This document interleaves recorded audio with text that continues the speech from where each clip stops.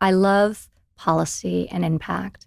I hate politics. And unfortunately, the two are not separable. There is a darkness to that world that I don't really want to welcome into mine. To some degree, I'm, at the center of the storm. It's a very dark, negative business. And some people love like the gladiator aspect of it, the fight that was never me. I really did love the impact, especially as time went on, and it wasn't theoretical.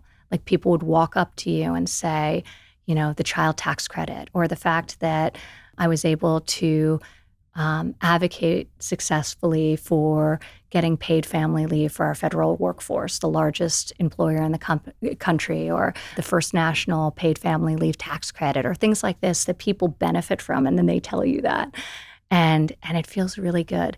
But I also now recognize like there's so many ways to have impact. I mean, most of the compassion work happening in the world is being done outside of government.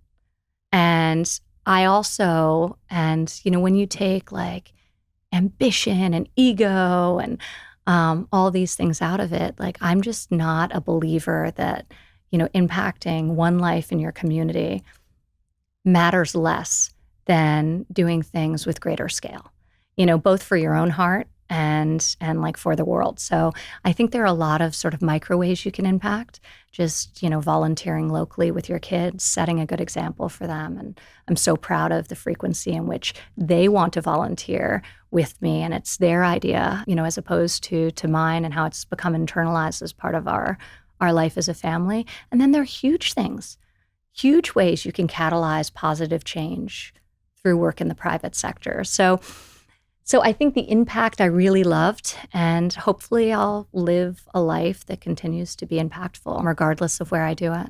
I went through years of craziness, and I've never become cynical about, like, I think the fundamental goodness of people. And I really do think most people are good people who want to work hard, provide for their families, live a good life, have peace and calm, make a positive contribution. Like that is most people. Yep. I think just for a while we weren't hearing from them. They were busy building their lives and their families. And those of us in the public domain were hearing from the outliers. And I really think that's started to change. And Don't you think with what you've experienced too, there's some kind of exposure therapy where you've been exposed to so much that you almost have this muscle of resilience that you wouldn't have had if you didn't get exposed to that? you become a little bit calloused, but I think it's for sure. If you're internalizing that as real, that's a recipe for disaster. I don't think there's longevity to that. So I think you have to build the skill to tune out that noise.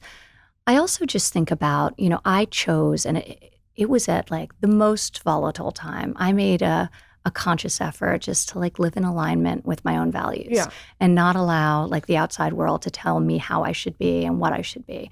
And for me, it doesn't feel right to be combative with a stranger on social. It's just not who I am. And so I took a lot of punches that I just absorbed and didn't punch back on. Sometimes I really wanted to because I had like a zinger.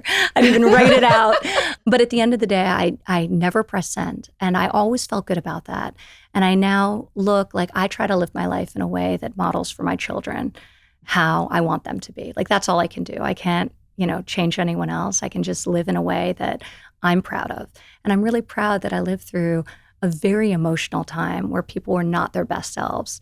And I kept my North Star and I didn't become something that I wasn't just because I was thrown into an arena that was different, the political arena that was different and people acted differently than the previous arena of the business world and the private sector. So I look back at that with a lot of pride.